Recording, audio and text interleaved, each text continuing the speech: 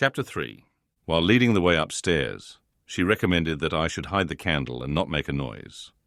For her master had an odd notion about the chamber she would put me in, and never let anybody lodge there willingly.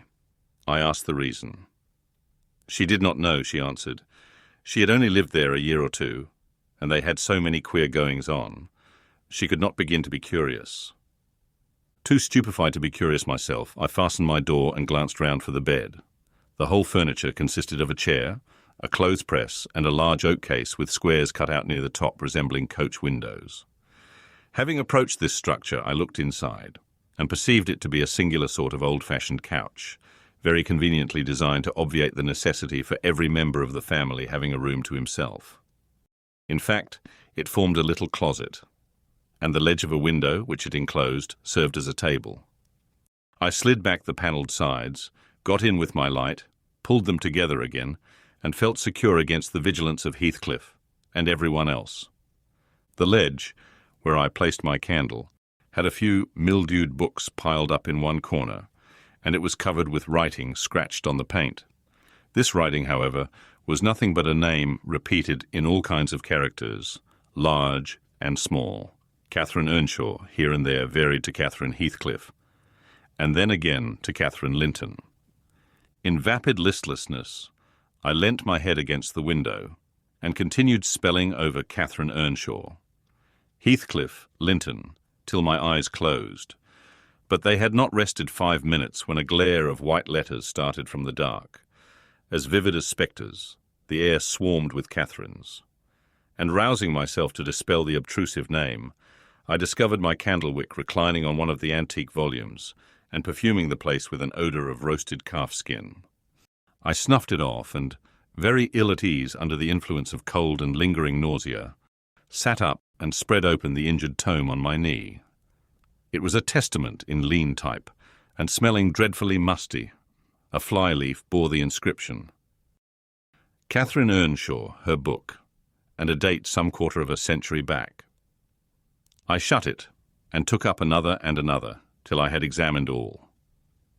Catherine's library was select, and its state of dilapidation proved it to have been well used, though not altogether for a legitimate purpose. Scarcely one chapter had escaped a pen and ink commentary, at least the appearance of one, covering every morsel of blank that the printer had left. Some were detached sentences. Other parts took the form of a regular diary, scrawled in an unformed childish hand. At the top of an extra page, quite a treasure probably when first lighted on, I was greatly amused to behold an excellent caricature of my friend Joseph, rudely, yet powerfully sketched. An immediate interest kindled within me for the unknown Catherine, and I began forthwith to decipher her faded hieroglyphics. An awful Sunday, commenced the paragraph beneath. I wish my father were back again. Hindley is a detestable substitute. His conduct to Heathcliff is atrocious. H and I are going to rebel. We took our initiatory step this evening. All day had been flooding with rain. We could not go to church, so Joseph must needs get up a congregation in the garret. And while Hindley and his wife basked downstairs before a comfortable fire, doing anything but reading their Bibles, I'll answer for it, Heathcliff, myself, and the unhappy ploughboy were commanded to take our prayer books and mount. We were ranged in a row on a sack of corn, groaning and shivering, and hoping that Joseph would shiver too, so that he might give us a short homily for his own sake. A vain idea. The service lasted precisely 3 hours, and yet my brother had the face to exclaim, when he saw us descending, "What, done already?" On Sunday evenings we used to be permitted to play, if we did not make much noise. Now a mere titter is sufficient to send us into corners. "You forget you have a master here," says the tyrant. "I'll demolish the first who puts me out of temper. I insist on perfect sobriety and silence. Oh boy, was that you, Francis, darling? Pull his hair as you go by. I heard him snap his fingers." Francis pulled his hair heartily, and then went and seated herself on her husband's knee, and there they were, like two babies, kissing and talking nonsense by the hour. Foolish palaver that we should be ashamed of. We made ourselves as snug as our means allowed in the arch of the dresser. I had just fastened our pinafores together, and hung them up for a curtain when in comes Joseph, on an errand from the stables. He tears down my handiwork, boxes my ears, and croaks, "To Maester Nobbut just buried, and Sabbath not heard, and to sound at a gospel still are ye lugs, and ye dar be laking. Shame on ye, sit ye down, ill childer. There's good books enough if you'll read 'em. Sit ye down and think of your sowls." Saying this, he compelled us so to square our positions that we might receive from the far-off fire a dull ray to show us the text of the lumber he thrust upon us. I could not bear the employment. I took my dingy volume by the scroop and hurled it into the dog kennel, vowing I hated a good book. Heathcliff kicked his to the same place. Then there was a hubbub. "Maester Hindley," shouted our chaplain. "Maester, coom hither. Miss Cathy's riven the back off the helmet of salvation, and Heathcliff's paused his fit into the first parter, T Broadway to destruction. It's fair flaysome that ye let him go on this gate. Ech, the owd-man wot ha laced him properly, but he's gone." Hindley hurried up from his paradise on the hearth, and seizing one of us by the collar and the other by the arm, hurled both into the back kitchen, where Joseph asseverated, "Owd Nick would fetch us, as sure as we were living," and, so comforted, we each sought a separate nook to await his advent. I reached this book, and a pot of ink from a shelf, and pushed the house door ajar to give me light. And I have got the time on with writing for 20 minutes, but my companion is impatient and proposes that we should appropriate the dairywoman's cloak and have a scamper on the moors, under its shelter. A pleasant suggestion, and then, if the surly old man come in, he may believe his prophecy verified. We cannot be damper or colder in the rain than we are here. I suppose Catherine fulfilled her project, for the next sentence took up another subject. She waxed lachrymose. "How little did I dream that Hindley would ever make me cry so," she wrote. "My head aches till I cannot keep it on the pillow, and still I can't give over.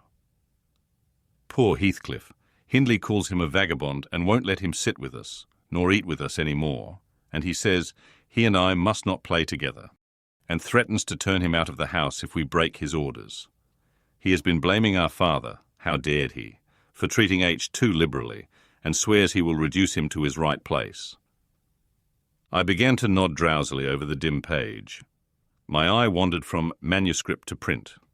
I saw a red ornamented title, 70 times 7, and the first of the 71st, a pious discourse delivered by the Reverend Jabez Branderham in the chapel of Gimmerden's Sow. And while I was, half-consciously, worrying my brain to guess what Jabez Branderham would make of his subject, I sank back in bed and fell asleep. Alas, for the effects of bad tea and bad temper. What else could it be that made me pass such a terrible night? I don't remember another that I can at all compare with it since I was capable of suffering. I began to dream almost before I ceased to be sensible of my locality. I thought it was morning, and I had set out on my way home, with Joseph for a guide. The snow lay yards deep in our road, and as we floundered on, my companion wearied me with constant reproaches that I had not brought a pilgrim's staff, telling me that I could never get into the house without one, and boastfully flourishing a heavy-headed cudgel, which I understood to be so denominated. For a moment I considered it absurd that I should need such a weapon to gain admittance into my own residence. Then a new idea flashed across me. I was not going there.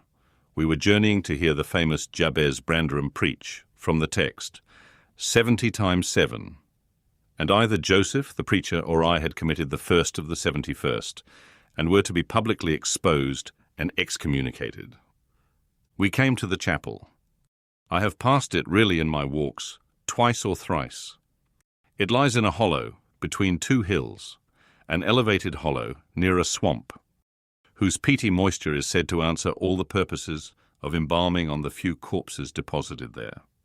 The roof has been kept whole hitherto, but as the clergyman's stipend is only £20 per annum, and a house with 2 rooms, threatening speedily to determine into one, no clergyman will undertake the duties of pastor, especially as it is currently reported that his flock would rather let him starve than increase the living by 1 penny from their own pockets. However, in my dream, Jabez had a full and attentive congregation, and he preached.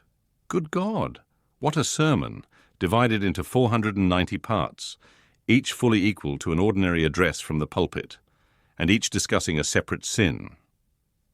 Where he searched for them, I cannot tell. He had his private manner of interpreting the phrase, and it seemed necessary the brother should sin different sins on every occasion. They were of the most curious character, odd transgressions that I never imagined previously. Oh, how weary I grew, how I writhed and yawned and nodded and revived, how I pinched and pricked myself and rubbed my eyes and stood up and sat down again and nudged Joseph to inform me if he would ever have done. I was condemned to hear all out. Finally he reached the first of the 71st. At that crisis, a sudden inspiration descended on me. I was moved to rise and denounce Jabez Brandram as the sinner of the sin, that no Christian need pardon. "Sir," I exclaimed, "sitting here within these four walls at one stretch, I have endured and forgiven the 490 heads of your discourse. 70 times 7 times have I plucked up my hat and been about to depart. 70 times, 7 times have you preposterously forced me to resume my seat. The 491st is too much. Fellow martyrs, have at him, drag him down, and crush him to atoms, that the place which knows him may know him no more." "Thou art the man," cried Jabez after a solemn pause, leaning over his cushion. 70 times 7 times didst thou gapingly contort thy visage. 70 times 7 did I take counsel with my soul. Lo, this is human weakness. This also may be absolved. The first of the 71st is come. Brethren, execute upon him the judgment written. Such honour have all his saints. With that concluding word, the whole assembly, exalting their pilgrims' staves, rushed round me in a body, and I, having no weapon to raise in self-defence, commenced grappling with Joseph, my nearest and most ferocious assailant, for his. In the confluence of the multitude, several clubs crossed. Blows, aimed at me, fell on other sconces. Presently the whole chapel resounded with rappings and counter-rappings. Every man's hand was against his neighbour. And Brandram, unwilling to remain idle, poured forth his zeal in a shower of loud taps on the boards of the pulpit, which responded so smartly that at last, to my unspeakable relief, they woke me. And what was it that had suggested the tremendous tumult? What had played Jabez's part in the row? Merely the branch of a fir tree that touched my lattice as the blast wailed by and rattled its dry cones against the panes. I listened doubtingly an instant, detected the disturber, then turned and dozed and dreamt again, if possible, still more disagreeably than before. This time I remembered I was lying in the oak closet, and I heard distinctly the gusty wind and the driving of the snow. I heard also the fir bough repeat its teasing sound, and ascribed it to the right cause.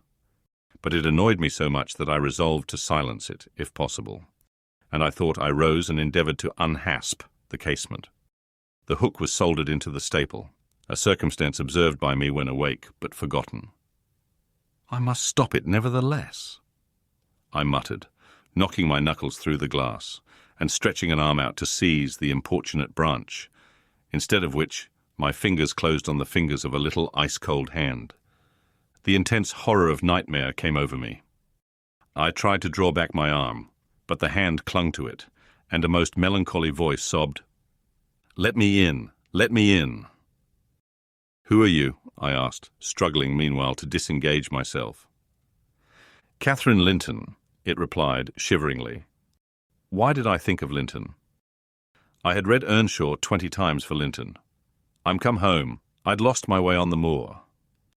As it spoke, I discerned obscurely a child's face looking through the window. Terror made me cruel, and finding it useless to attempt shaking the creature off, I pulled its wrist onto the broken pane and rubbed it to and fro till the blood ran down and soaked the bedclothes. Still it wailed, "Let me in," and maintained its tenacious gripe, almost maddening me with fear. "How can I said at length. "Let me go if you want me to let you in." The fingers relaxed. I snatched mine through the hole, hurriedly piled the books up in a pyramid against it, and stopped my ears to exclude the lamentable prayer. I seemed to keep them closed above a quarter of an hour. Yet the instant I listened again, there was the doleful cry moaning on. "Begone!" I shouted. "I'll never let you in, not if you beg for 20 years. "It is 20 years, mourned the voice. 20 years. I've been a waif for 20 years. Thereat began a feeble scratching outside, and the pile of books moved as if thrust forward. I tried to jump up, but could not stir a limb, and so yelled aloud in a frenzy of fright. To my confusion, I discovered the yell was not ideal. Hasty footsteps approached my chamber door. Somebody pushed it open with a vigorous hand, and a light glimmered through the squares at the top of the bed. I sat shuddering yet, and wiping the perspiration from my forehead. The intruder appeared to hesitate, and muttered to himself. At last he said, in a half-whisper, plainly not expecting an answer, "Is anyone here?" I considered it best to confess my presence, for I knew Heathcliff's accents, and feared he might search further if I kept quiet. With this intention, I turned and opened the panels. I shall not soon forget the effect my action produced. Heathcliff stood near the entrance, in his shirt and trousers, with a candle dripping over his fingers, and his face as white as the wall behind him. The first creak of the oak startled him like an electric shock.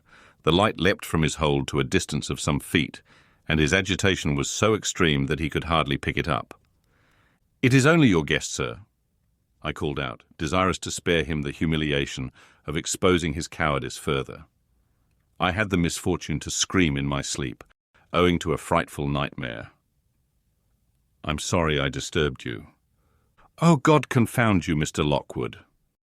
"I wish you were at the—" commenced my host, setting the candle on a chair, because he found it impossible to hold it steady. "And who showed you up into this room?"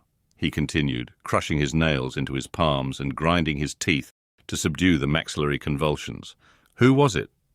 I've a good mind to turn them out of the house this moment." "It was your servant Zillah," I replied, flinging myself onto the floor and rapidly resuming my garments. "I should not care if you did, Mr. Heathcliff. She richly deserves it. I suppose that she wanted to get another proof that the place was haunted, at my expense. Well, it is, swarming with ghosts and goblins. You have reason in shutting it up, I assure you. No one will thank you for a doze in such a den." "What do you mean?" asked Heathcliff. "And what are you doing?" "Lie down and finish out the night, since you are here.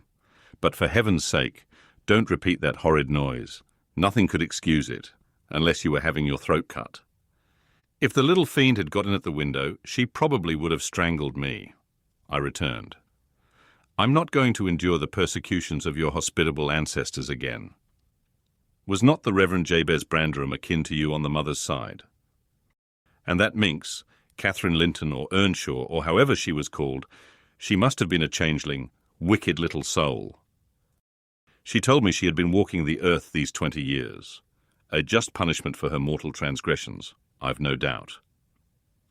Scarcely were these words uttered, when I recollected the association of Heathcliff's with Catherine's name in the book, which had completely slipped from my memory till thus awakened. I blushed at my inconsideration, but without showing further consciousness of the offence, I hastened to add, "The truth is, sir, I passed the first part of the night in—" Here I stopped afresh. I was about to say, "perusing those old volumes."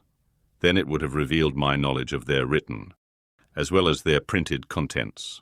So, correcting myself, I went on, in spelling over the names scratched on that window ledge, a monotonous occupation calculated to set me asleep, like counting or— "What can you mean by talking in this way to me?" thundered Heathcliff with savage vehemence.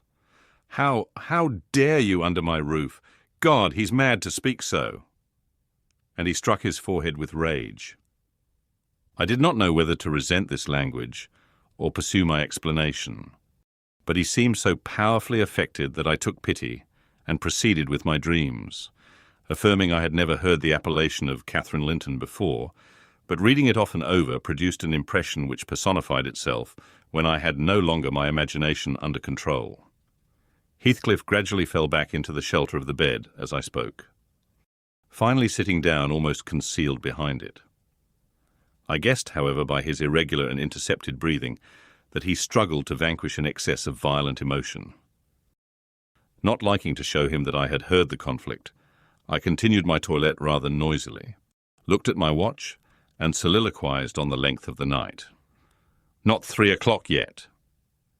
I could have taken oath it had been 6. Time stagnates here.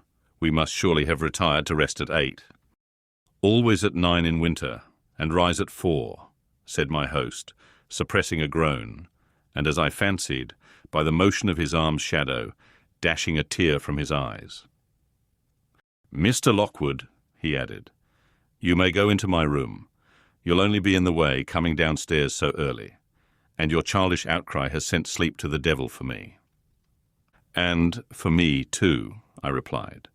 I'll walk in the yard till daylight, and then I'll be off. And you need not dread a repetition of my intrusion. I'm now quite cured of seeking pleasure in society, be it country or town. A sensible man ought to find sufficient company in himself. Delightful company, muttered Heathcliff. Take the candle and go where you please. I shall join you directly. Keep out of the yard, though, the dogs are unchained. And the house, Juno mounts sentinel there, and, nay, you can only ramble about the steps and passages. But away with you. I'll come in 2 minutes. I obeyed, so far as to quit the chamber. When, ignorant where the narrow lobbies led, I stood still, and was witness involuntarily, to a piece of superstition on the part of my landlord which belied oddly his apparent sense. He got onto the bed and wrenched open the lattice, bursting as he pulled at it into an uncontrollable passion of tears. Come in, he sobbed. Cathy, do come. Oh, do. Once more, oh, my heart's darling. Hear me this time, Catherine, at last. The spectre showed a spectre's ordinary caprice. It gave no sign of being, but the snow and wind whirled wildly through, even reaching my station and blowing out the light. There was such anguish in the gush of grief that accompanied this raving that my compassion made me overlook its folly, and I drew off, half angry to have listened at all, and vexed at having related my ridiculous nightmare, since it produced that agony. Though why was beyond my comprehension. I descended cautiously to the lower regions and landed in the back kitchen where a gleam of fire raked compactly together enabled me to rekindle my candle.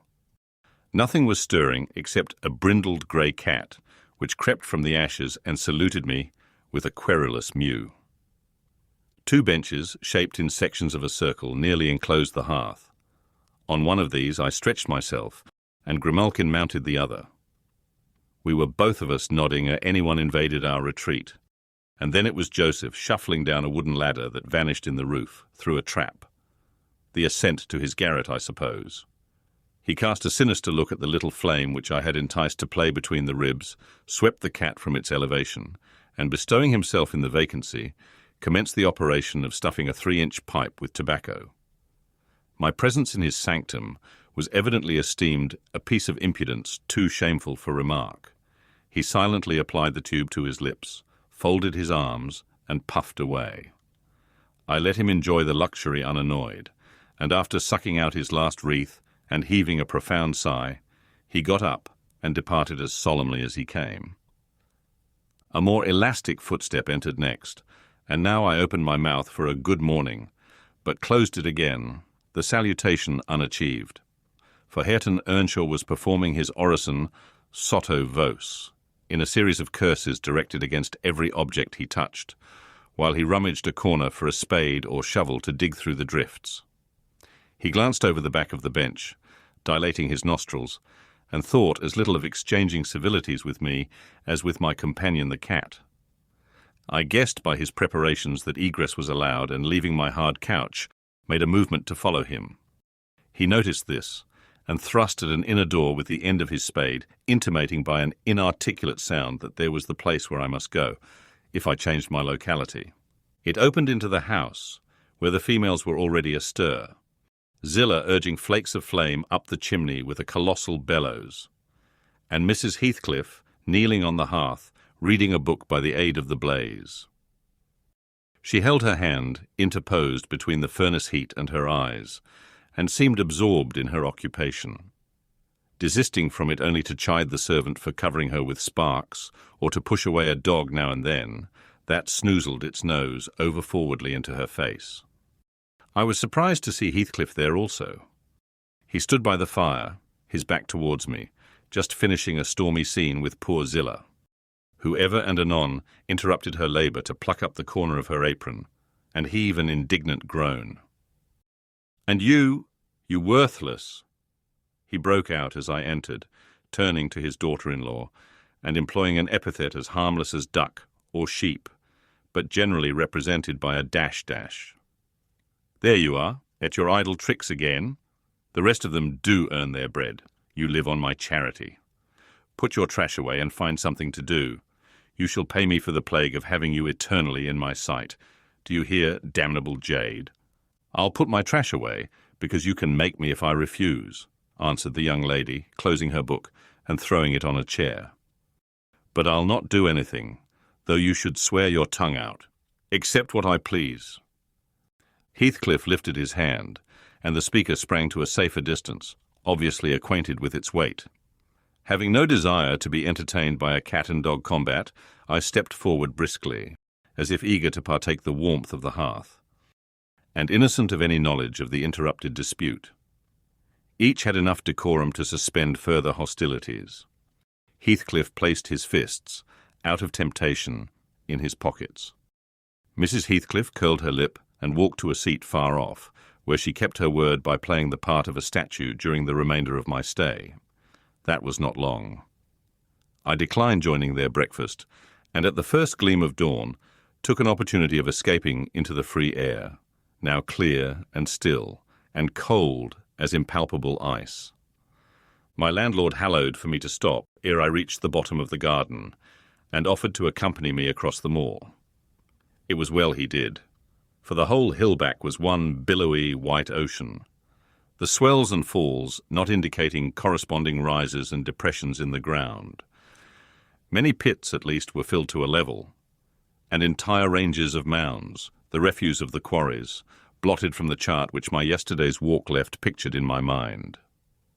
I had remarked on one side of the road, at intervals of 6 or 7 yards, a line of upright stones, continued through the whole length of the barren. These were erected and daubed with lime on purpose, to serve as guides in the dark, and also when a fall like the present confounded the deep swamps on either hand with the firmer path.